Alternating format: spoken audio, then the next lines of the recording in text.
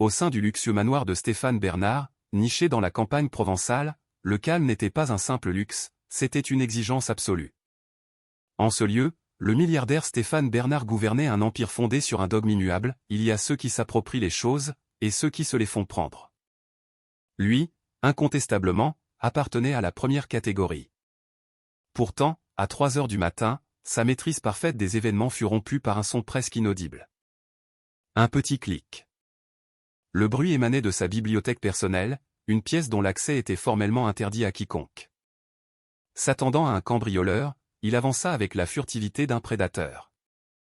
Mais ce qu'il découvrit était bien plus déconcertant, la fille de sa femme de ménage de nuit, recroquevillée dans l'ombre, plongée dans la lecture d'un ouvrage d'une telle complexité qu'il le dépassait lui-même. Une enfant qui aurait dû demeurer invisible. Une enfant qui, comme il allait l'apprendre à ses dépens, observait absolument tout. Et il venait de commettre l'erreur de sa vie. Il l'avait gravement sous-estimée. Stéphane Bernard imposait un silence monacal dans son manoir provençal, une forteresse de verre et de vieilles pierres surplombant la garrigue. Mais cette nuit-là, à 3 heures du matin, un bruit minuscule avait déchiré ce silence. Ce n'était pas le gémissement d'une tuyauterie, ni le ronronnement de la ventilation. Stéphane Bernard connaissait chaque son de sa demeure aussi intimement que les lignes de son bilan financier. Ce bruit était une dissonance. Il venait de rentrer d'un dîner d'affaires à Marseille, où il avait conclu une transaction qui allait gonfler sa fortune de 100 millions supplémentaires. À 58 ans, Stéphane avait érigé un empire en partant de rien du moins, c'était la version qu'il servait à la presse. Son costume sur mesure valait plus que le salaire annuel de la plupart des gens. Ses souliers, confectionnés à la main en Italie, glissaient sans un bruit sur le marbre importé. Il quitta son ascenseur privé pour se diriger vers la bibliothèque monumentale. Le manoir était baigné d'obscurité, seulement percé par la clarté laiteuse de la lune à travers les immenses fenêtres. Un autre clic. Provenant de la bibliothèque. Le regard de Stéphane s'aiguisa. Sa sécurité lui coûtait une fortune. Personne n'avait le droit d'être ici. Son personnel de maison, son cuisinier, ses assistants, tous étaient partis avant 22 heures. La seule personne autorisée à cette heure tardive était l'employé de l'agence de service à la personne, chargé du nettoyage de nuit. Une femme dont il n'avait jamais jugé utile de retenir le nom. Il pénétra dans la bibliothèque. La pièce était colossale, ses murs couverts de milliers de volumes qu'il n'avait jamais ouverts. Une simple façade. Et là, dans un coin sombre, il la vit. Une petite lueur dansante, tel un ver luisant, dissimulée derrière le grand globe terrestre d'époque. Stéphane s'approcha en silence, sentant une vague d'agacement le submerger. La femme de ménage le volait elle? Il fit le tour du globe, sa voix cinglante brisant le silence. Que diable fabriquez-vous ici? La lumière s'éteignit instantanément. Pendant un court instant, seule une respiration se fit entendre. Puis, une voix fluette répondit. Pardonnez-moi, monsieur. Je ne vous avais pas entendu entrer. C'était une voix d'enfant. Stéphane appuya sur l'interrupteur général. Une lumière crue inonda la pièce. Assise par terre, coincée entre le globe et une rangée de livres, se trouvait une fillette. Elle semblait avoir 9 ou 10 ans. Ses cheveux d'un blond pâle étaient noués en une simple natte. Elle portait des baskets élimées et un sweatshirt à capuche décolorée. Autour d'elle, pas de matériel de nettoyage, mais des livres, des ouvrages épais et savants. Sur ses genoux, celui qu'elle lisait à l'aide d'une minuscule lampe de poche attachée à un porte-clés. Stéphane lut le titre sur la couverture. Son esprit, d'ordinaire si prompt à jongler avec les chiffres et les stratégies, eut du mal à l'assimiler, les principes de la mécanique quantique. « Où est votre mère » tonna Stéphane. La fillette ne sia pas. Elle leva sur lui un regard des plus déstabilisants qu'il ait jamais croisés. Des yeux d'un bleu intense et grave, dénués de toute crainte, qui semblaient le sonder avec une lucidité froide et tranquille. « Elle est à la cuisine, monsieur, répondit-elle d'une voix égale. Elle nettoie l'argenterie. Elle m'a dit qu'elle en aurait pour 1 heure. Je ne la paie pas pour garder des enfants, rétorqua-t-il sèchement. Il pointa le livre sur ses genoux. Et je n'autorise certainement pas les enfants à jouer dans ma bibliothèque. C'est une plaisanterie ? Qu'est-ce que tu fabriques avec ça ? La fillette regarda le livre, puis de nouveau Stéphane. Je le lis, monsieur. Un rire bref et glacial secoua Stéphane. Tu le lis? Vraiment. Et tu y comprends quelque chose, j'imagine. La mécanique quantique. L'expression de la fillette resta impassible. En grande partie, monsieur. C'est l'interprétation de Copenhague qui me pose problème. Le principe d'incertitude de Heisenberg est limpide, mais le concept de complémentarité de Bohr me paraît inachevé. Stéphane Bernard resta pétrifié. Son regard allait du visage de l'enfant au livre. Il était titulaire d'un diplôme de physique de l'école normale supérieure. Il avait dû suivre un cours similaire et l'avait validé de justesse, avec une note tout juste suffisante. Il n'en gardait que le souvenir de migraines persistantes. Et voilà qu'une gamine de 10 ans, vêtue d'un sweat usé, dissertait sur Niels Bohr comme d'un personnage de bande dessinée. « Qui es-tu » Sa voix n'était plus qu'un sifflement menaçant.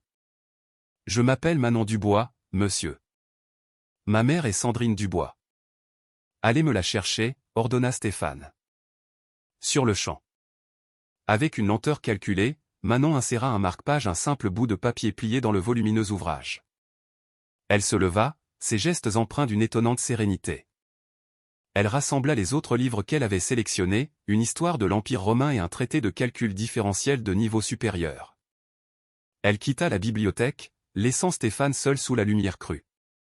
Une sensation de froid étrange l'envahit. Il jeta un œil au livre qu'elle avait abandonné. Il le soupesa. Lourd. Il l'ouvrit à la page marquée. Une cascade d'équations indéchiffrables. Il entendit des pas affolés. Quelques secondes plus tard, une femme fit irruption dans la pièce, tordant nerveusement ses mains. Elle portait l'uniforme gris de l'agence de service. C'était Sandrine Dubois. Elle était livide, les yeux exorbités de panique. « Monsieur Bernard, je vous en prie, je suis navré. » Tellement navré. Elle ne devait pas quitter la cuisine de service. Je vous le jure. Sandrine, la quarantaine, avait les mêmes cheveux blonds que sa fille, mais parsemés de fils d'argent et noués en un chignon strict et fatigué. Elle travaillait pour lui depuis 6 mois. Une employée modèle, efficace, discrète, invisible. Jusqu'à cet instant. Elle était ici, déclara Stéphane d'une voix blanche. En train de lire mes livres. De voler, pour ainsi dire. Oh non, monsieur. Pas voler, s'empressa de dire Sandrine, les mains jointes en prière. Elle est passionnée par la lecture. Elle est très brillante. Jamais elle ne prendrait quoi que ce soit. Je vous le jure sur ma vie. J'ai dû l'amener avec moi ce soir, monsieur Bernard, implora-t-elle, la voix brisée. Elle était fiévreuse ce matin. Je ne pouvais pas la laisser seule, et je ne peux pas me permettre de manquer mon service. L'agence est inflexible. Je lui avais installé un petit couchage dans la cuisine. Je lui avais dit de dormir. Je n'ai fait que lui tourner le dos un instant. Stéphane la dévisagea. Il y eut la faiblesse. Le désespoir. 2 choses qu'il exécrait. Vous avez fait entrer une enfant malade chez moi. Elle va mieux, monsieur. La fièvre est tombée. Elle est simplement calme. Elle lit, c'est tout. Je vous en supplie, monsieur Bernard, cela ne se reproduira plus jamais. Manon était réapparue sur le seuil. Elle se tenait là, silencieuse, observant sa mère supplier. Son visage était un masque impénétrable de calme glacial. En effet, cela ne se reproduira plus, affirma Stéphane. Son regard passa de la mère à l'enfant. Toi, lança-t-il à Manon. Tu te prends pour un petit génie, n'est-ce pas? À lire des livres compliqués. À jouer les grandes personnes. Manon resta muette. Laisse-moi t'apprendre quelque chose, petite, poursuivit Stéphane en s'avançant. Il sentait sa confiance revenir. Le nombre de livres que tu liras n'a aucune importance. Ce que tu crois savoir n'en a aucune. Dans ce monde, on est pour commander ou pour obéir. Les gens de votre espèce, vous obéissez. Vous récurez les toilettes. Vous faites briller l'argenterie. Vous ne lisez pas de la physique quantique dans ma bibliothèque. Sandrine suffoqua, la main plaquée sur la bouche. Monsieur, je vous en prie. Ce n'est qu'une enfant. C'est une enfant qui doit connaître sa place, rétorqua Stéphane, sa voix glaciale, comme sa mère. Une lueur nouvelle s'alluma dans le regard de Sandrine. La peur fit place à une étincelle de fierté. Ma place, monsieur Bernard? Ma place est de gagner ma vie honnêtement. C'est d'élever ma fille pour qu'elle ait une vie meilleure que la mienne. Mon père a défendu ce pays. C'était un homme de bien. Il nous a enseigné que le travail n'a rien de honteux. Votre père, ricana Stéphane, n'était sûrement qu'un simple soldat qui obéissait aux ordres. Moi, je donne les ordres. Voilà la différence. Voilà la place qui vous échappe. C'est à cet instant précis que Manon réagit pour la première fois. Sa tête se releva brusquement. Ses yeux bleus, qui n'avaient plus rien de calme, se fixèrent sur Stéphane Bernard. Ce n'était pas un regard de colère enfantine. C'était un regard d'une froideur absolue et concentrée. Un regard de compréhension soudaine et implacable. Stéphane sentit de nouveau ce frisson glacial le parcourir. Une fraction de seconde, il se sentit disséqué, analysé. « Manon, arrête !» murmura sa mère en lui agrippant le bras. « Viens, on s'en va. Vous êtes virés. » Évidemment, déclara Stéphane en leur tournant le dos. D'un geste de la main, il les congédia. « Je vous donne 5 minutes pour quitter ma propriété. Je préviendrai l'agence. Vous n'êtes plus autorisé à mettre les pieds sur aucun de mes domaines. Monsieur, je vous en prie. J'ai besoin de ce travail, sanglota Sandrine. 5 minutes, répéta Stéphane en se dirigeant vers son bar pour se servir un verre. Il entendit les sanglots étouffés de la mère, un bruit de défaite. Il l'entendit prendre la main de sa fille. « Viens, ma puce. On doit récupérer nos affaires. » Il écouta leurs pas s'éloigner. Ceux de la mère, hâtifs et désordonnés. Ceux de la fille, lents et délibérés. Arrivée à la porte, Manon s'arrêta. Elle se retourna et observa Stéphane Bernard. Il lui tournait le dos, contemplant le paysage nocturne, un verre de cognac cordage à la main. Elle ne prononça pas un mot, mais son esprit tournait à plein régime. Elle n'était pas qu'une simple passionnée de physique. Manon Dubois possédait une faculté hors du commun. Sa mère appelait ça son « truc de mémoire ». Les spécialistes parlaient de mémoire et eidétique. Manon, elle, l'appelait sa bibliothèque mentale. Elle n'oubliait rien de ce qu'elle voyait ou entendait. Depuis 6 mois, pendant que sa mère travaillait, elle avait observé. Elle attendait dans la cuisine du personnel, mais sa mère l'autorisait parfois à s'asseoir en silence dans le bureau pendant qu'elle aspirait le grand hall. Manon avait vu les documents sur le bureau de Stéphane. Les schémas sur ses tableaux blancs. Elle avait entendu des bribes de conversations téléphoniques sur haut-parleur, où il était question de modification de plans d'urbanisme et d'OPA. Pour elle, ce n'était que des formes, des sons, des puzzles, des chiffres. Mais ce soir, l'homme derrière ces chiffres avait insulté sa mère. Pire encore, il avait insulté son grand-père. Pierre Dubois n'était pas un simple soldat. C'était un héros de guerre médaillé. L'homme le plus bon et le plus courageux que Manon ait connu. C'est lui qui lui avait appris à lire. C'est lui qui lui avait répété que son esprit était une force, pas une anomalie. Debout sur le seuil, Manon jeta un regard au bureau au fond du couloir. Elle vit un dossier ouvert. Un nom, Bernard Global, et à côté, d'autres noms, Holding Apex, Investissement Clearwater, Projet Rossignol. Elle mémorisa l'image. Clic. Elle regarda le tableau blanc non effacé dans son bureau. Une cartographie de flux financiers entre différentes entités. Clic. Elle se rappela l'appel de la semaine passée, où M. Bernard avait ri en disant « Le conseiller municipal d'UML est plus vorace qu'on ne le pense. Doubler ses honoraires de conseil et le projet du front de mer est dans la poche. » Clic. Manon Dubois fit demi-tour et partit. Elle n'était plus seulement une fillette qui comprenait la physique quantique. Elle était désormais une fillette qui avait une excellente raison de comprendre Stéphane Bernard. Et il venait de commettre la plus colossale erreur de sa vie. Stéphane Bernard observa les portes de l'ascenseur se refermer, étouffant les sanglots de Sandrine Dubois. Incompétente, marmonna-t-il. Il but une longue gorgée de son cognac. La liqueur, douce et puissante, le calmait d'habitude. Mais pas ce soir. Il retourna dans la bibliothèque. Il fixa l'endroit où la petite blonde était assise. Il remarqua le livre qu'elle avait laissé sur le sol, Les principes de la mécanique quantique. Il le repoussa du bout de sa chaussure de luxe. Heisenberg, se moqua-t-il. Bord. Absurde.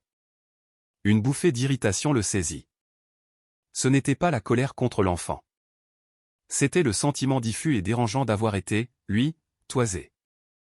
Ce regard bleu et calme. Il n'exprimait pas la peur, mais l'analyse, comme s'il était un insecte sous une loupe. Une gamine de 10 ans, lâcha-t-il à voix haute, sa voix se répercutant dans la pièce silencieuse. Il saisit le livre et le rejeta brutalement sur une étagère, sans se soucier de l'emplacement. Il était Stéphane Bernard. Il ne commettait pas d'erreur. Il les anéantissait. Il finit son verre, évacua de ses pensées la femme et sa curieuse fille, et rejoignit son bureau. Un contrat l'attendait. Le projet du front de mer était en bonne voie. Il prit le téléphone pour appeler ses juristes, ayant déjà oublié le schéma sur son tableau blanc. Dans l'ascenseur, dès que les portes de cuivre se furent refermées, Sandrine Dubois s'effondra. Elle glissa le long de la paroi en acajou, ses sanglots emplissant la petite cabine. « Oh, Manon. Ma petite. Qu'est-ce qu'on va devenir? J'ai perdu. J'ai perdu le meilleur emploi que j'ai jamais eu. Mon Dieu. Le loyer qui tombe le premier, la facture d'électricité. » Elle cacha son visage dans ses mains, secouée de tremblements. Quel homme! Quel homme abominable! Manon ne pleurait pas. Immobile, elle regardait défiler les chiffres lumineux des étages. Elle ne pensait ni au loyer, ni à l'électricité. Son esprit était resté dans le manoir. Elle repassait la scène, comme un film. Le visage de M. Bernard. Sa voix. Vous êtes né pour obéir. Vous récurez les toilettes. Et elle analysait les données collectées. Le tableau blanc. Un organigramme. En haut, B Global. En dessous, 3 entités, Holding Apex, Investissement Clearwater, Projet Rossignol. Des flux financiers des petites vers la grande, mais aussi une flèche latérale vers une case, CD Consulting. Clic. Le dossier sur le bureau. Ouvert. Une liasse d'actes de propriété, tous sur le front de mer. Clic. L'appel téléphonique de la semaine dernière. Elle lisait dans la cuisine, mais le haut-parleur était activé. Sa voix était forte, autoritaire. Le conseiller municipal Duhamel est plus vorace qu'on ne le pense. Doubler ses honoraires de conseil, et le projet du front de mer est dans la poche. CD. Conseiller Duhamel. Un carillon discret annonça leur arrivée dans le hall d'entrée désert. Le veilleur de nuit, Michel Durand, releva la tête. Il vit le visage de Sandrine ravagé par les larmes, et Manon, blême et silencieuse. Madame Dubois, un problème? Michel était un homme bon. Il offrait toujours un bonbon à Manon. J'ai été congédié, Michel, souffla Sandrine en serrant sa veste contre elle. Le visage de Michel s'affaissa. Il savait ce qu'impliquait un renvoi nocturne par M. Bernard. Oh, Sandrine, j'en suis navré. Il est plus de 3 heures. Comment rentrez-vous? En bus, dit Sandrine, essuyant ses larmes. Ça ira. Le dernier bus est dans 1 heure, dit Michel, consultant l'horloge. Tenez, il sortit un billet de 10 €. Prenez un taxi. Oh, Michel, je ne peux pas accepter. Il insista, lui glissant le billet dans la main. Pour la petite. La nuit est fraîche. Sandrine fondit de nouveau en larmes. Merci, Michel. Merci infiniment. Manon regarda le gardien. Merci, monsieur Michel, dit-elle. Sa voix était neutre, mais son regard intense. Elle n'oublierait pas. Clic. Elles sortirent. L'air était froid et piquant. La campagne était endormie.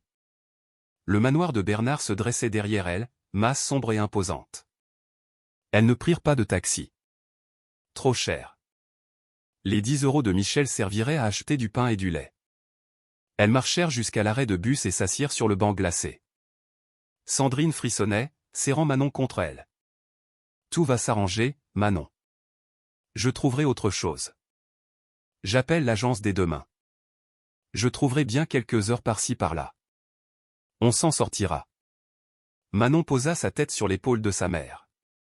Elle la sentait trembler. Dans sa tête, elle faisait des connexions.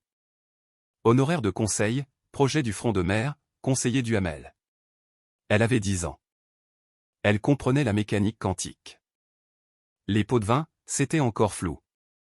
Mais elle comprenait que Bernard avait des secrets, et qu'il se servait de son pouvoir pour blesser les gens. Il avait blessé sa mère. Il intimidait Michel. Et il avait insulté son grand-père, le traitant de simple soldat. Le bus de ville arriva enfin en cahotant. Elles étaient les seules passagères. Le trajet dura 40 minutes, les emmenant des quartiers cossus vers les rues plus modestes de leur quartier populaire. Elles descendirent et marchèrent jusqu'à leur immeuble ancien, un bâtiment de 3 étages à la façade défraîchie. Elles montèrent au 2e. La main de Sandrine tremblait en tournant la clé. Leur modeste appartement était petit mais d'une propreté méticuleuse. Un vieux canapé, une petite télé, une odeur de café et de livres. La cuisine était allumée. « Sandrine, Manon, c'est vous ?» Une voix d'homme, chaleureuse et lasse. Un homme âgé apparut, s'appuyant sur une canne. Il portait un pyjama et une vieille robe de chambre. C'était Pierre Dubois, 72 ans. Cheveux blancs, mais les mêmes yeux bleus perçants que sa petite fille. Ancien capitaine de l'armée, vétéran d'Algérie. Une prothèse de hanche et une boîte pleine de médailles. Il vit le visage de Sandrine, puis celui de Manon, fermé. « Sandrine, que se passe-t-il » Sandrine s'effondra dans les bras de son père, son récit entrecoupé de sanglots. Il l'a trouvé, papa, dans la bibliothèque. Il a dit des choses si affreuses. Il nous a. Et il m'a renvoyé. Il m'a renvoyé, papa. Je ne sais plus quoi faire. Pierre Dubois serra sa fille dans ses bras. Par-dessus son épaule, il regarda Manon, qui les observait depuis le seuil. Son visage, d'ordinaire si bienveillant, se durcit, non de colère, mais d'une tristesse froide et profonde. Il connaissait les hommes comme Stéphane Bernard. Des hommes qui prenaient le pouvoir pour de la grandeur. « Calme-toi, Sandrine, dit-il doucement. C'est fini. Tu es à la maison, en sécurité. » Il l'installa sur le canapé. « Je vais te préparer une tisane. Manon, va chercher une couverture pour ta mère. »« D'accord, papy, dit Manon. L'appartement n'avait que 2 chambres. Sa mère et son grand-père en occupaient une chacun. Manon dormait sur un lit d'appoint dans le salon, dissimulé par un rideau.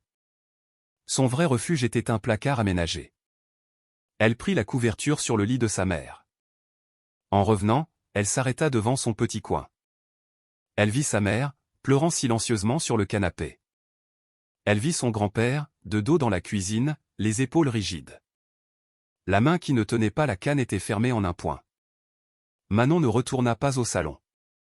Elle se glissa derrière le rideau.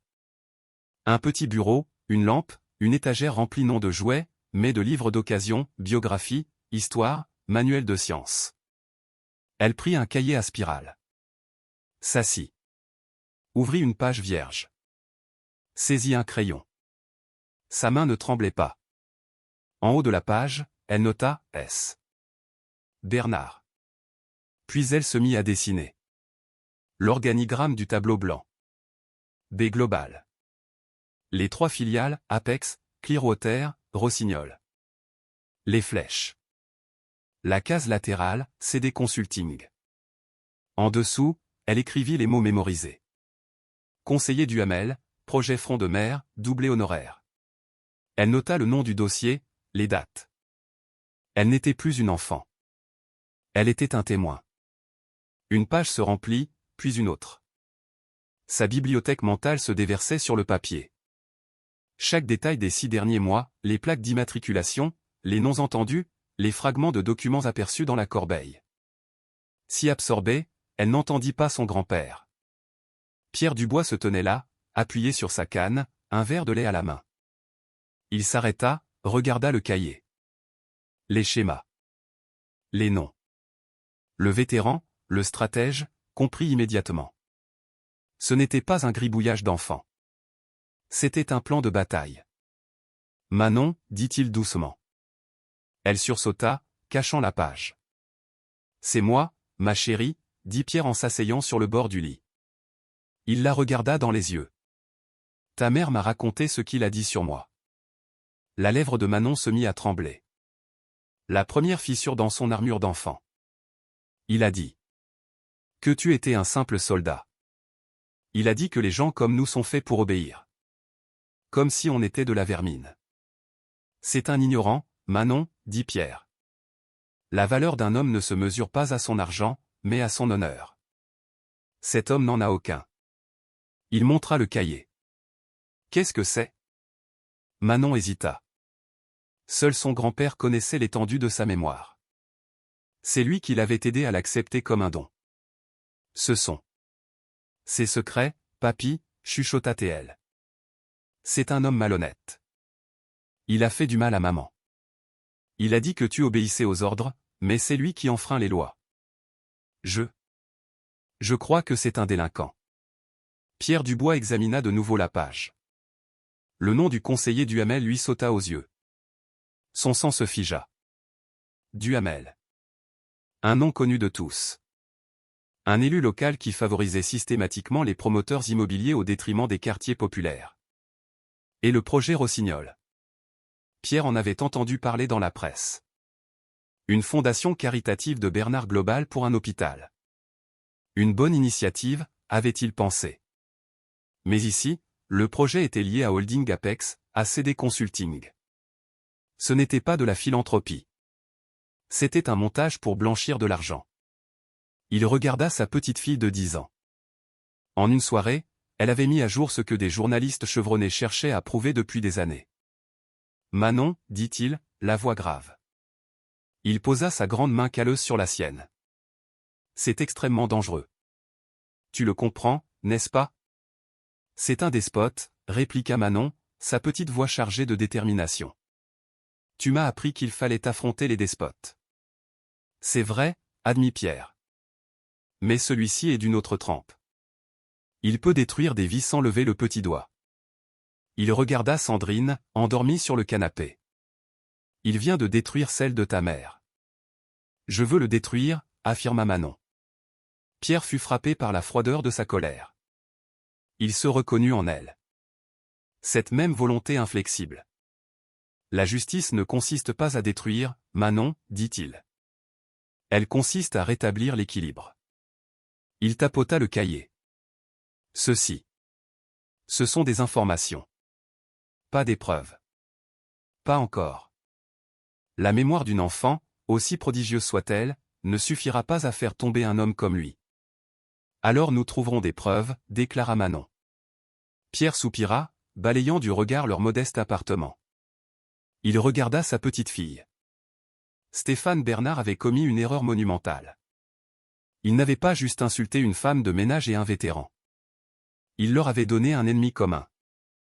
D'abord, dit Pierre en refermant le cahier, il faut survivre. Ta mère doit trouver du travail. Il faut payer le loyer. On ne part pas en guerre le ventre vide. Et après? Demanda Manon. Les yeux de Pierre se plissèrent en fixant le cahier. Après, on trouvera quelqu'un qui saura déchiffrer ta carte. Le lendemain, l'appartement baignait dans une atmosphère de café froid et de nouvelles télévisées. Sandrine Dubois était déjà prête, le visage volontaire, les cheveux tirés. Elle avait repassé sa meilleure blouse. Je vais appeler l'agence, annonça-t-elle avec un optimisme forcé. Madame Gable m'apprécie. Elle me trouvera autre chose. Peut-être en journée, comme ça je serai là pour ton retour de l'école. Manon, absorbée par ses exercices de mathématiques avancées, ne leva pas les yeux. Oui, maman. Pierre but son café, observant sa fille. Il savait ce qui l'attendait. Il avait déjà vu ce genre de manœuvre. Un homme comme Bernard ne se contentait pas de licencier. Il faisait un exemple. Sandrine composa le numéro et s'isola dans sa chambre. Mais les murs étaient fins. Ils entendirent tout. Madame Gable? Bonjour, Sandrine Dubois à l'appareil. Sa voix était polie, pleine d'espoir. Un long silence. Ah. Je vois, dit Sandrine, sa voix soudain plus faible. Madame Gable, je vous assure, c'est un malentendu. Ma fille, elle s'est juste promenée. Elle n'a rien touché. Un autre silence, encore plus long. Comment ça? Radié de la liste? La voix de Sandrine se cassa. Je travaille pour vous depuis 3 ans. Je n'ai jamais eu le moindre reproche. Jamais. Pierre ferma les yeux. Le crayon de Manon s'immobilisa. Pour un seul client? Sandrine pleurait. Mais monsieur Bernard, il est. Ce n'est pas juste. J'ai un enfant. S'il vous plaît, madame Gable. Ne faites pas ça. Le clic du combiné raccroché résonna. Sandrine sortit de la chambre, l'air d'un spectre. Elle regarda son père, les yeux dilatés par une terreur qui ne laissait plus de place aux larmes. Il ne m'a pas seulement renvoyé, chuchota-t-elle. Il m'a grillé. L'agence. Ils ont rompu mon contrat. Plainte grave d'un client. Rupture de confiance. Il m'a anéanti, papa. Elle s'effondra sur une chaise. Il m'a anéanti. Non, affirma Pierre d'une voix forte. Il posa la main sur son épaule. C'est un seul homme. Tu es une travailleuse, une femme honnête. Tu trouveras autre chose. Quoi? Mais quoi? Sa voix monta d'un cran. Tout le monde demande des références.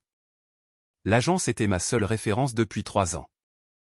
Il m'assied les jambes. Et pourquoi? Parce qu'une fillette de 10 ans a troublé le calme de sa bibliothèque. Manon observa sa mère, sa peur viscérale. Ce n'était pas comme dans ses livres, où les héros n'avaient jamais à se soucier de factures. Voilà ce que aime. Bernard avait fait. Pas seulement des mots cruels. Il avait utilisé son pouvoir comme une masse pour fracasser la vie de sa mère. Manon ferma son livre de maths. Elle ouvrit le cahier de la veille. Elle croisa le regard de son grand-père. Pierre acquiesça lentement. Sandrine, va frapper à toutes les portes. Restaurant, supermarché, hôtel. Garde la tête haute. Tu es une Dubois. On ne plie pas. Sandrine le regarda. Elle puisa dans son regard d'acier une force nouvelle. Elle prit une profonde inspiration. Hocha la tête. D'accord. D'accord, j'y vais. Elle prit son sac et sortit. Dès la porte fermée, Pierre se tourna vers Manon. À nous, soldats. Mets ton manteau. On va à la bibliothèque. La bibliothèque municipale était à 10 rues. Chaleureuse, elle sentait le papier et la cire. L'un des lieux préférés de Manon. Mais aujourd'hui, la mission était différente. Pierre la mena aux ordinateurs. Notre nouveau quartier général, dit-il en s'asseyant. Nous avons du renseignement brut, ton cahier. Maintenant, il faut le vérifier. Identifier les acteurs. Trouver le point de rupture. Manon s'installa, ses doigts dansant sur le clavier. Commence par les noms, la guida Pierre. Conseiller municipal Duhamel et Bernard Global. Croise les recherches. L'écran afficha des articles. Des photos de Stéphane Bernard serrant la main d'un homme au sourire mielleux, le conseiller Duhamel, lors d'une conférence de presse sur la revitalisation du front de mer. Une citation de Duhamel, « Monsieur Bernard est un pilier de notre communauté, d'une générosité sans égale. » Maintenant, cherche projet Rossignol, dit Pierre. Moins de résultats. Un site web rudimentaire. Une fondation caritative pour une nouvelle aile pédiatrique à l'hôpital, financée par un don anonyme d'un homme d'affaires local. Anonyme, ricana Pierre. Un homme comme Bernard veut son nom partout. Sauf s'il veut cacher la provenance des fonds. Fouille plus loin, Manon. Le conseil d'administration du projet Rossignol. Manon trouva la page. Une liste succincte, un président, un secrétaire, un trésorier. Bien, dit Pierre. Ouvre un autre onglet. Cherche les autres sociétés. Holding Apex et Investissement Clearwater. Pour Holding Apex, un site vitrine. Page, notre équipe. Le nom du PDG. Manon se figea. Qu'y a-t-il? Papy, dit-elle, à voix basse. Le PDG de Holding Apex s'appelle Patrick Martin. C'est le même nom que le trésorier du projet Rossignol. Une lueur froide s'alluma dans les yeux de Pierre. Bingo. C'est la passerelle. C'est le circuit. Bernard soudoie Duhamel. Duhamel, via un intermédiaire, fait un don au projet Rossignol. La fondation paie ensuite Holding Apex, une société de Bernard, pour des services de gestion. Il blanchit l'argent sale. Manon regarda son grand-père. Il triche. C'est pire que ça. Il vole la collectivité. Il se sert d'un hôpital pour enfants comme par avant. Et c'est cet homme qui a traité ta mère de bonne. Le visage de Manon se durcit. On sait comment, papy. Mais on n'a pas de preuves. Ce n'est qu'une coïncidence suspecte. Tu as raison, dit Pierre, le regard fixé sur l'écran, l'esprit en alerte. Nous sommes des civils sans pouvoir. La mémoire d'une enfant et un ordinateur public. Une attaque frontale serait un suicide. Alors, on fait quoi? On trouve un allié, dit Pierre. Quelqu'un qui a déjà des raisons de le haïr. Il nous faut un journaliste. Quelqu'un qui l'a déjà brisé. Manon retourna au clavier. Elle tapa, Stéphane Bernard journaliste procès. Les liens affluèrent. Bernard était procédurier. Un nom revenait, Nicolas Leroy. Ancien grand reporter au quotidien de Paris. Il y a 3 ans, il avait publié une enquête explosive, accusant Bernard d'utiliser des sociétés écrans et la corruption pour un projet immobilier. C'est lui, Manon, dit Pierre. Manon explora les liens. Des articles à charge, citant des sources anonymes, des documents fuités. Puis, plus rien. Le dernier article, 2 ans et demi plus tôt, était un court entrefilet. Démenti. Le journal présentait ses excuses à M. Stéphane Bernard pour les allégations non vérifiées de Nicolas Leroy. M. Leroy ne faisait plus partie de la rédaction. Il l'a détruit, dit Manon. Comme il essaie de détruire ta mère, confirma Pierre. Il l'a ruiné. Il en a fait un exemple. Pierre fixa le nom. Nicolas Leroy. C'est notre homme. Il n'a plus rien à perdre. Il a soif de vengeance autant que nous de justice. On le trouve où? Un vrai journaliste ne renonce jamais, dit Pierre. Il change juste de terrain. Il leur fallut 1 heure. Nicolas Leroy ne travaillait plus pour la presse. Il animait un blog confidentiel, au design daté. Il y chroniquait les conseils municipaux, les décrets d'urbanisme. Personne ne le lisait. Une boîte postale comme adresse, mais en bas de page, un lien contact et un numéro de téléphone. Pierre le nota. Ce soir-là, l'appartement était plongé dans la pénombre. Sandrine était rentrée, anéantie. 12 CV distribués, 8 formulaires remplis. Pas un seul appel.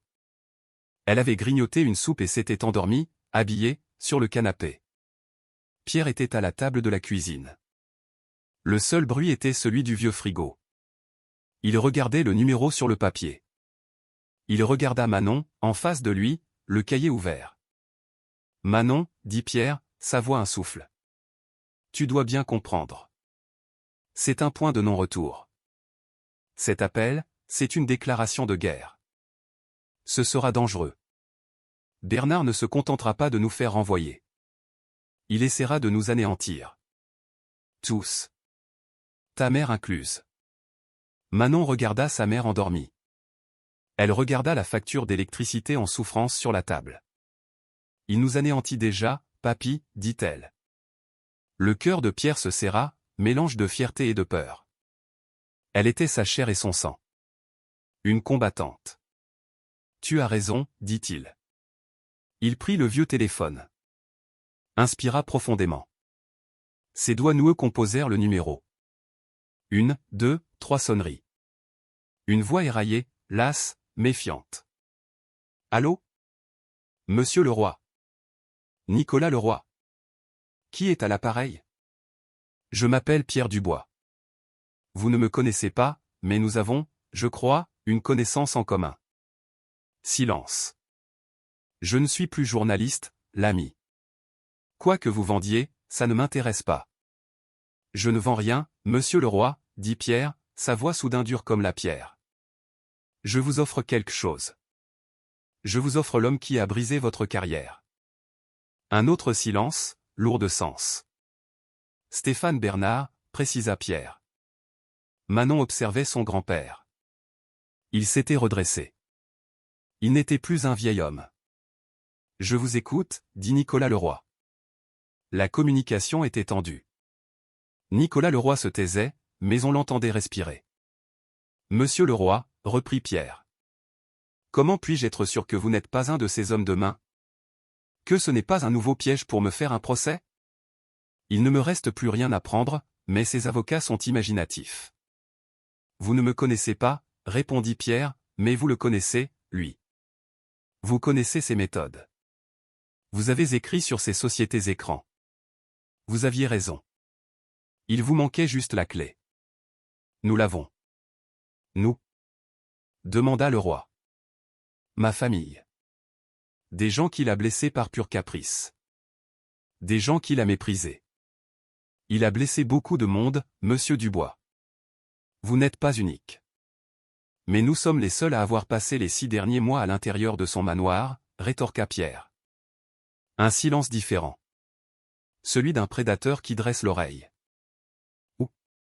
Demanda enfin le roi. Demain, 16 heures. Bibliothèque municipale, la grande, sur la 5e. Section Histoire, 2e étage, Europe. Précis. Je suis un ancien militaire, dit simplement Pierre. J'aime l'histoire. Je serai l'homme avec une canne, lisant un livre sur la bataille des Ardennes. Et comment saurais-je que vous n'êtes pas accompagné? Vous ne le saurez pas, dit Pierre.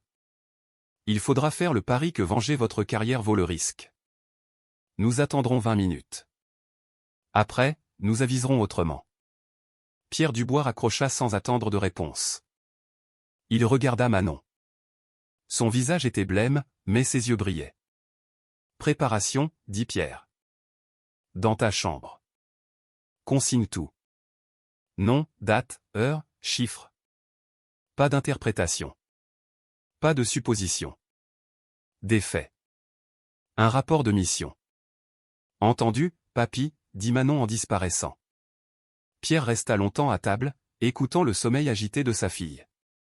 À 72 ans, avec une hanche en mauvais état, il venait de déclarer la guerre au milliardaire le plus influent de la région. Il était mort de peur. Et il ne s'était pas senti aussi vivant depuis des décennies. Le lendemain, la bibliothèque était paisible. Une odeur de papier et de poussière flottait dans l'air. Pierre Dubois était assis dans l'allée Seconde Guerre mondiale, Europe, un livre sur le siège de Bastogne ouvert sur les genoux. Il ne lisait pas. Manon, assise par terre non loin, feignait de lire un ouvrage sur la Rome antique, son cahier dissimulé à l'intérieur. À 16h02, Pierre l'aperçut. Il ne ressemblait plus au journaliste fringant des photos d'archives. Cet homme semblait usé jusqu'à la corde. Maigre, cerné, les cheveux en bataille. L'image de la défaite. Nicolas Leroy passa, scrutant les lieux. Il vit Pierre, puis Manon. Il eut un ricanement méprisant et fit mine de partir. Il s'attendait à un cadre supérieur revanchard, pas à un retraité et une écolière. Monsieur Leroy, appela Pierre, sa voix basse mais assurée. Nicolas s'immobilisa, se retourna, et revint vers eux, les mains dans les poches. Monsieur Dubois. Merci d'être là, dit Pierre. Je vous présente ma petite fille, Manon. Le regard de Nicolas balaya Manon, puis revint à Pierre, chargé de colère. C'est une plaisanterie? Vous vous moquez de moi? Aucune plaisanterie, monsieur. Vous mêlez une enfant à ça? C'est quoi, un vœu de gamine malade? Je vous ai dit que j'avais arrêté le journalisme. C'est grâce à elle que nous sommes là, dit Pierre à voix basse. C'est elle, la source. La source, répéta Nicolas avec un rire sec. La source de quoi? De la recette de la tarte aux pommes? Laissez-moi passer. Il se détourna. Projet Rossignol, lança Manon. Sa voix, bien que faible, trancha le silence. Nicolas Leroy se figea, de dos. Il ne bougea pas pendant plusieurs secondes. Puis il se retourna lentement, le visage blême. « Qu'est-ce que tu as dit ?» Manon se leva. Sa petite taille contrastait avec son assurance d'adulte. « Projet Rossignol et la société Façade, dit-elle d'un ton factuel. Dans votre article, vous parliez d'Aria Investissement. C'était une erreur. Aria n'était qu'un leurre. La vraie structure, c'est Rossignol, une association loi 1901. C'est le circuit de blanchiment. » Nicolas s'approcha, le rire disparut. « Comment ? Comment connais-tu ce nom ? » J'ai vu les schémas sur le tableau blanc de Monsieur Bernard, expliqua Manon. Il est corrompu par le conseiller Duhamel pour le projet du front de mer. Mais le paiement est déguisé. L'argent est versé au projet Rossignol, sous forme de don pour une aile d'hôpital. Nicolas la fixait, bouche bée. Mais l'argent ne reste pas là, poursuivit Manon, le regard intense. L'association a des frais. Elle mandate une société, Holding Apex, pour la gestion et le suivi des travaux. Le directeur de Holding Apex est un certain Patrick Martin. Ce même M. Martin est aussi le trésorier du projet Rossignol. L'argent entre propre et ressort blanchi. Ce n'est pas un don, c'est une lessiveuse. Nicolas s'adossa à une étagère, comme si on venait de lui couper le souffle. J'avais Martin, murmura-t-il. Je savais qu'Apex était louche, mais je n'arrivais pas à remonter jusqu'à Bernard. Il me manquait le lien. Rossignol. Incroyable. Il les regarda. Mais qui êtes-vous ? Pierre Dubois, dit Pierre en se relevant péniblement. Ma fille Sandrine faisait le ménage de nuit chez Stéphane Bernard. Il a trouvé ma petite fille dans sa bibliothèque. Elle lisait un livre de physique, précisa Manon. Sur le principe d'incertitude de Heisenberg. Nicolas eut un souffle court. J'avais entendu dire que cette bibliothèque n'était qu'un décor, qu'il n'y comprenait rien. C'est exact, confirma Manon. Ça l'a rendu furieux. Il a dit que les gens comme nous étions nés pour servir. Que mon grand-père n'était qu'un soldat obéissant aux ordres. Puis il a renvoyé ma mère et l'a fait mettre sur liste noire. Elle ne trouve plus de travail. Le visage de Nicolas, d'abord pâle de stupeur, s'empourpra d'une rage qu'il connaissait bien. Le mode opératoire de Bernard. Ne pas seulement gagner, mais anéantir. C'est donc vrai, dit Nicolas. Cet enfant de 10 ans a tout mémorisé. Pierre posa une main protectrice sur l'épaule de Manon. Ma petite fille a un don. Ce qu'elle voit, elle ne l'oublie jamais. 6 mois dans ce manoir. À écouter, à observer. Elle a tout son système dans la tête. Et, ajouta Pierre, là-dedans. Il tendit le cahier à spirale à Nicolas. Les mains de Nicolas tremblaient en l'ouvrant. Des pages de schémas, de dates, de plaques d'immatriculation, de noms, de conversations retranscrites. Le renseignement brut promis. La clé de l'Empire Bernard. C'est tout, souffla Nicolas. C'est pour ça qu'il m'a fait taire. C'est la vérité. Il releva la tête.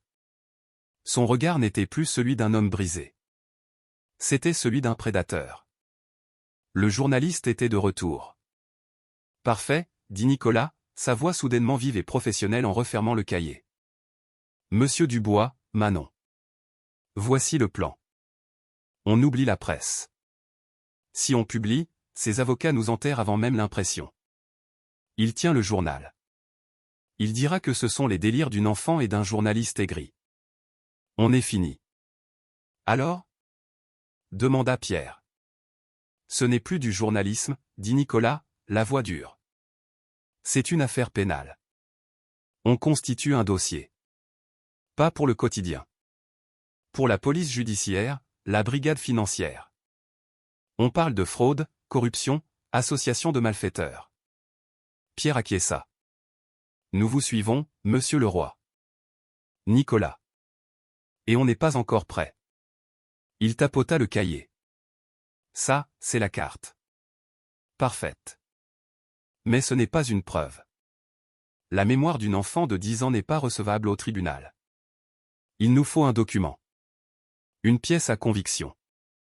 Un relevé de compte, un ordre de virement, un email. Comment on trouve ça?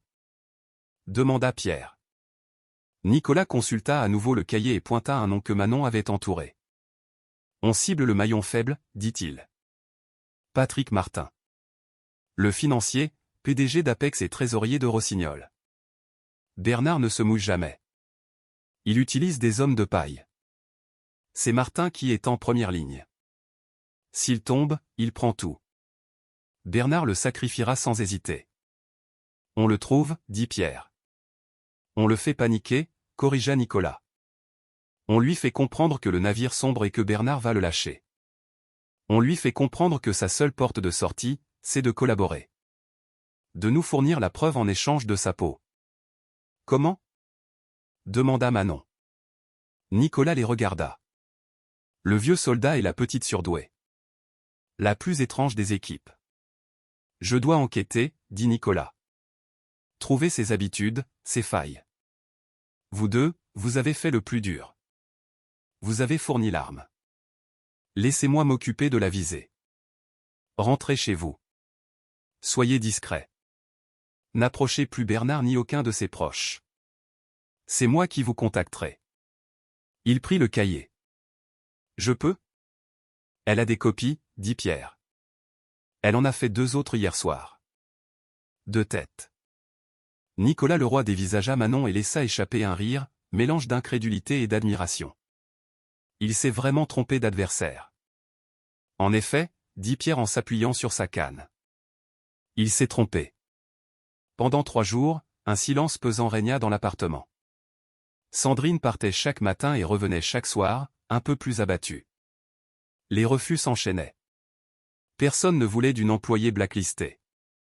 Elle avait commencé à postuler dans des chaînes de restauration rapide, sans plus de succès. Pierre et Manon maintenaient leur routine, bibliothèque, lecture, attente. Manon voyait l'inquiétude ronger son grand-père.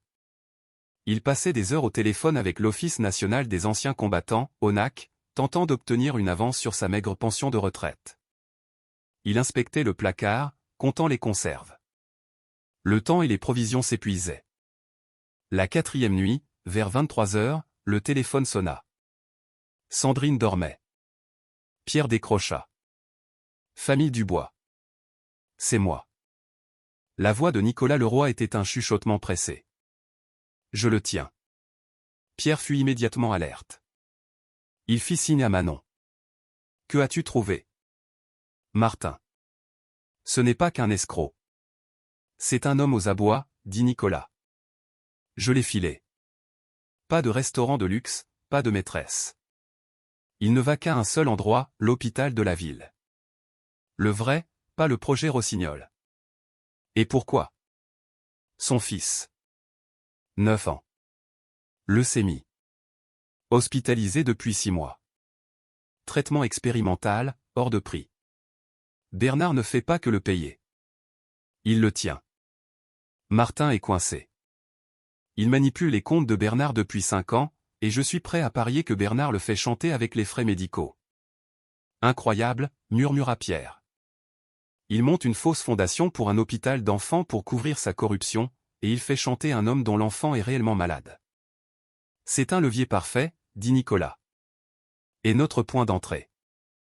Cet homme est terrorisé. Il n'est pas loyal, il est prisonnier. Le plan? Demanda Pierre.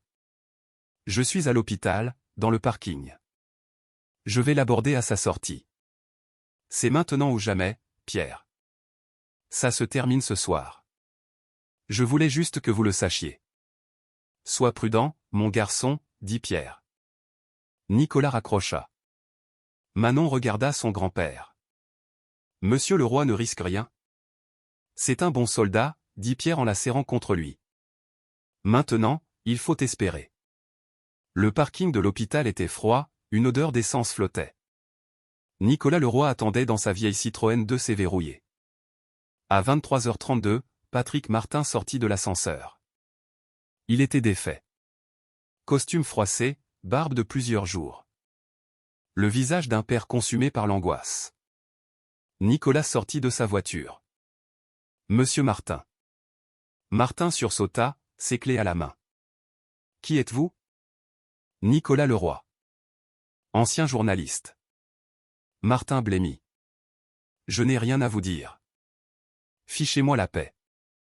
Il tenta, maladroitement, de déverrouiller sa voiture. Je ne suis pas là pour un scoop, monsieur Martin, dit Nicolas en s'avançant. Je suis là pour vous offrir une issue. Une issue à quoi? Je ne vois pas de quoi vous parlez. Projet Rossignol, dit Nicolas. Martin laissa tomber ses clés. Holding Apex, continua Nicolas, d'une voix calme. Le conseiller Duhamel, les pots de vin. Je sais tout, Patrick.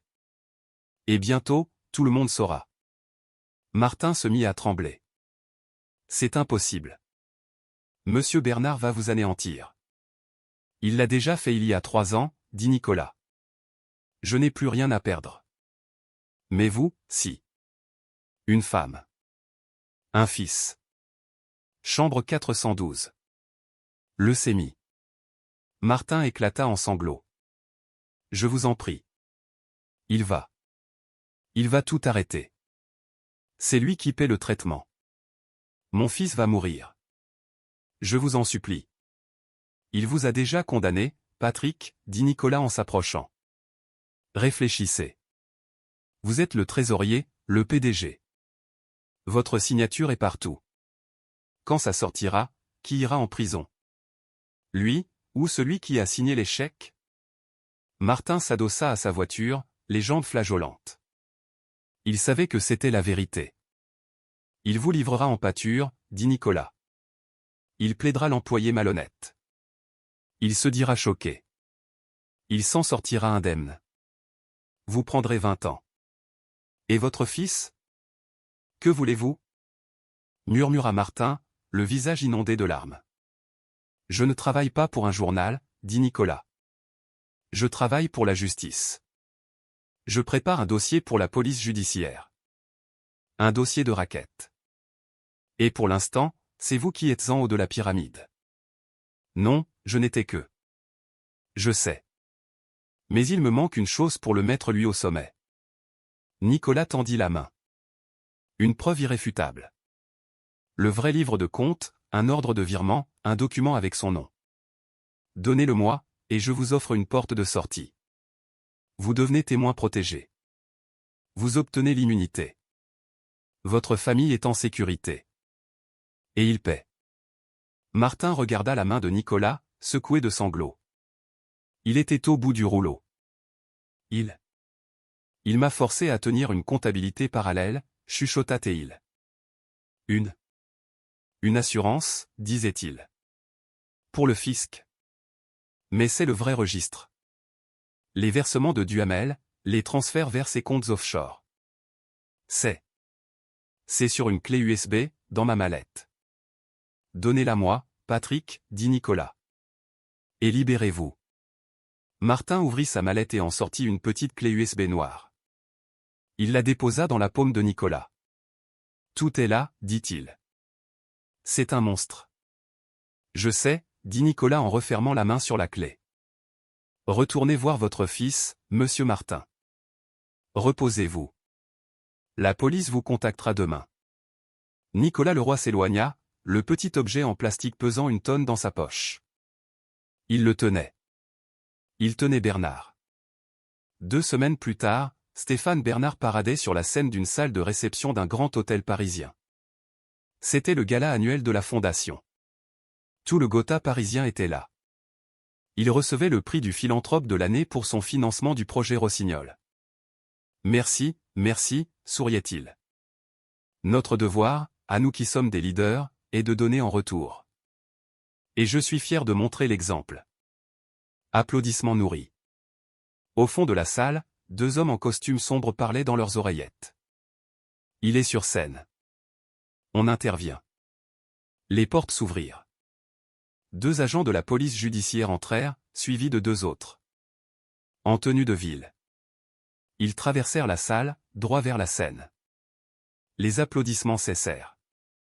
Le silence se fit. Bernard perdit son sourire. Puis-je vous aider, messieurs? L'agent en chef monta sur la scène, rejoint par un cinquième homme, Nicolas Leroy. Le visage de Bernard se durcit. Leroy. Qu'est-ce que ça signifie? Dehors. Sécurité. Stéphane Bernard, déclara l'agent, sa voix résonnant dans le silence. Vous êtes en état d'arrestation pour fraude en bande organisée, corruption et blanchiment d'argent. Un murmure stupéfait parcourut l'assemblée. C'est ridicule, s'écria Bernard. Vous n'avez aucune preuve. Ce raté, cracha-t-il en désignant Nicolas, invente des histoires sur moi depuis des années. Nous n'avons pas besoin de ces histoires, dit calmement l'agent en brandissant un sachet scellé contenant la clé USB. Nous avons vos vrais livres de comptes. Vos comptes offshore. Et le témoignage complet sous serment de votre associé, Monsieur Patrick Martin. Le sang quitta le visage de Stéphane Bernard. Il comprit. Il était fini. Les agents lui passèrent les menottes. Le clic métallique fut le seul son dans la salle de bal. Dans un modeste appartement, la télévision crachait les nouvelles. Arrêté en plein gala, devant l'élite de la ville. Stéphane Bernard, l'homme fort de la région, est tombé. Sandrine Dubois était assise sur le canapé, silencieuse. Pierre, à ses côtés, lui tenait la main. Manon, par terre, regardait l'écran. Elle regardait l'homme qui avait traité sa mère de servante et son grand-père de simple soldat, être poussé dans une voiture de police. Il paraissait tout petit. Le présentateur passa l'antenne à un reporter sur place, Nicolas Leroy, assailli de micro. Monsieur Leroy, vous êtes enfin réhabilité. Votre sentiment? Nicolas regarda la caméra, fatigué mais souriant. Je sens que pour une fois, ce sont les bons qui ont gagné. Monsieur Bernard a fait une erreur fatale. Il a sous-estimé ceux qu'il méprisait. Il les croyait invisibles. Il a oublié que ceux qui nettoient les bureaux et servent dans les cuisines voient tout. Retour au studio. Un retournement de situation incroyable. Une affaire de cupidité et de corruption qui trouve sa juste conclusion. Le tout, parti d'un renseignement anonyme. Dans l'appartement, Pierre éteignit la télévision. Silence. Sandrine expira lentement. C'est fini, murmura-t-elle. Pierre regarda Manon et lui caressa les cheveux. C'est toi qui as réussi, ma fille. Ton grand-père est si fier. Manon leva les yeux. Elle pensa à M. Bernard, à sa bibliothèque de livres qu'il ne lisait pas. Il avait raison sur un point, papy, dit-elle. Pierre la regarda, perplexe. Sur quoi, ma chérie? Il a dit que le monde se divise en deux catégories de personnes. Manon sortit un livre de son sac. Pas de la physique. Un ouvrage épais. Les fondamentaux du droit des contrats. Il s'est juste trompé de catégorie, dit-elle. Elle ouvrit le livre, prit un crayon, et se plongea dans sa lecture.